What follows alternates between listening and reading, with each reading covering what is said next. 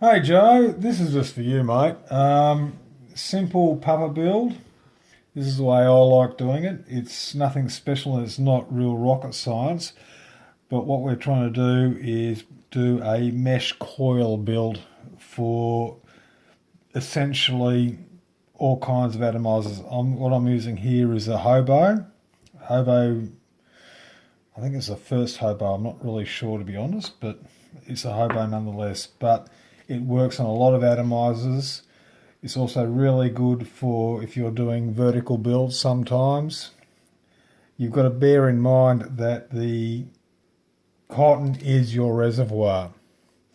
So what we start doing with is we start folding up the mesh. Now this mesh is 75mm by 25mm. And I just want to bend it. Unlike Genesis atomizers where you want to have a straw effect, this is essentially, it doesn't really matter. It can be solid because it's going to be sitting in a pool, if you will. So it doesn't need to have that straw effect. All I'm doing here is just rolling it up as tight as I can. This is 325 superfine mesh, which is a great all-rounder.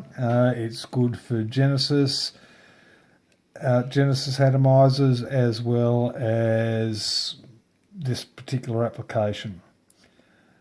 Some might find 200 superfine is better. I find 325 is the best for me. So we've crunched it up nice and fine. Now we're going to cook the bugger. Okay, I've annealed the wick. Basically, I've made sure it can't go short circuit. A lot of people forget that when they're using mesh, they've got to anneal the wick. This is an issue with mesh, and people. This is where it's hard to describe. It doesn't affect the flavour. In fact, I think it improves the flavour when you anneal it because you're not getting the steel flavours coming through. Essentially what you're trying to do here is to create a coating of carbon on the wick itself. Now this wick looks pretty ordinary, but we'll see what we have to do with it now. What we want to do now is just soften it up a little bit. It's not going to fall apart. If you've rolled it tightly enough, it should be fine. Okay, that's the start of it. What I like using now is 30 gauge Canthal on this particular build. It's a space build. Simply because we don't want a micro build, but we want a space build. It actually shares the love somewhat. So I'll just start with, I'll take it about that far in, and that gives me enough of a loop to get it into the wicking material, and not dissimilar to, got to have it tighter than that. It's not dissimilar to a Genesis build.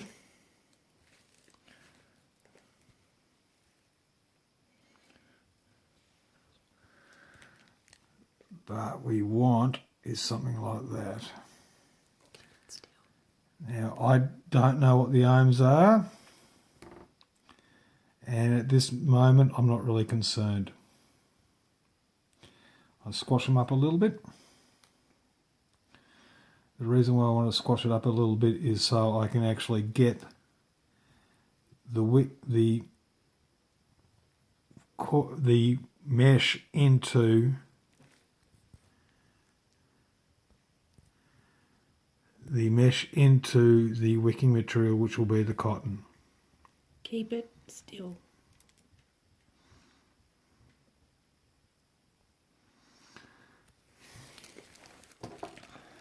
Okay.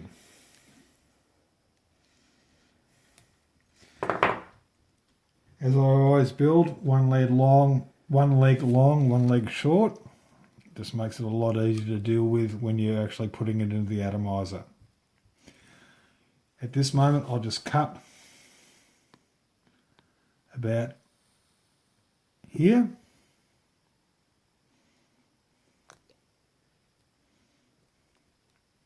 Cut, damn you, cut.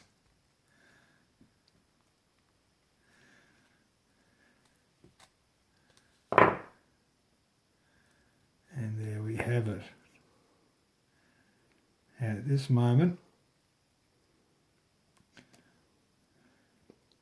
I might need to do a bit more trimming, but that's essentially what we're looking at. It's ugly at the moment, but it'll all come apparent. I'm going to do this as a single coil, because I can't be fucked. Okay, now I'm going to do this as a single coil because I can't be fucked doing this dual coil. And if my eyes will let me guide through the right holes. No comments from the peanut gallery, please. That means you, Dwayne, and you, Joe. Snug it in. Now, at my guesstimate, this will probably be about 1 ohm, thereabouts. Okay. Nip him down. Okay. We have tails on we have serious tails on the wick. We want to see that. That's important. What we're trying to do here is turn the mesh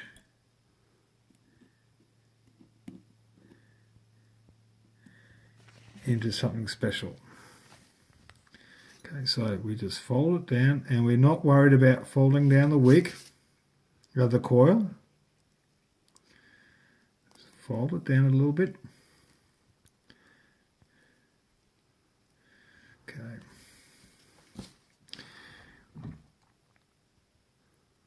Clip the leads. With the Hobo, it's probably a lot easier than most atomizers because you have that screw down. You have the screw down ring. Okay, what we do now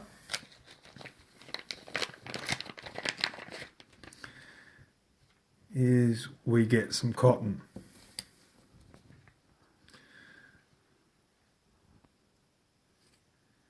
And this is where the pupper wick comes into its own.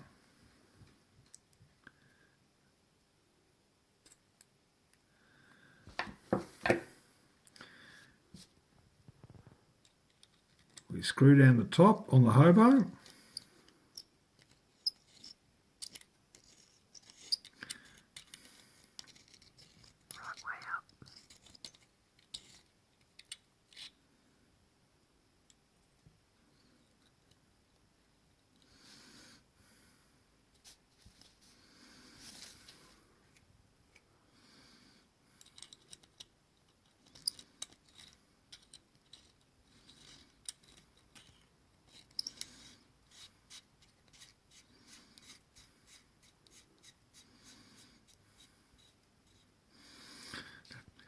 What you see is now the wick, mesh wick in place. It ain't going to do jack shit without some help. So while we've got it in place there, we get the cotton.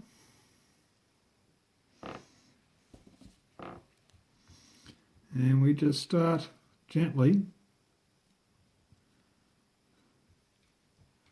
poking it around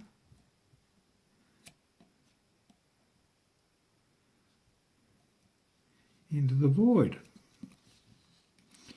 Now, I like taking the top off at this moment because now the mesh is in reasonable place. I can now start really moving the cotton around to where I want it.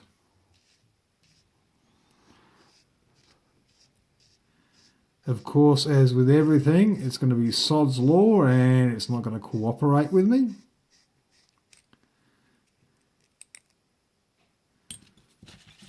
But as you can see, I'm trying to get the wick, the cotton in place to act as the sop for the juice. And in real terms, what this wicking method does is gives you more bang for bucks for when it comes to juicing up your atomizer. This works with all Addies bar a few. The 454 big block from Kryptonite won't work.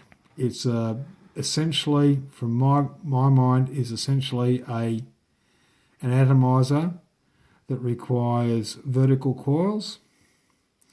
Vertical coils work well, but in this application, not at all. And there you have, in its ugliest terms and down and dirty, a pupper wick. So, let's juice it up and see how she goes. On the Hobo, as you can see, we have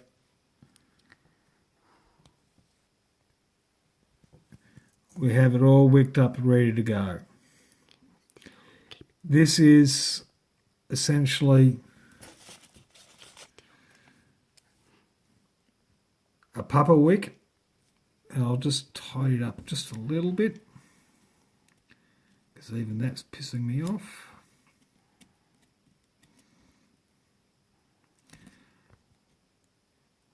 The problem with pupper wicks though is you must make sure that the mesh is torched. If not, you will short circuit.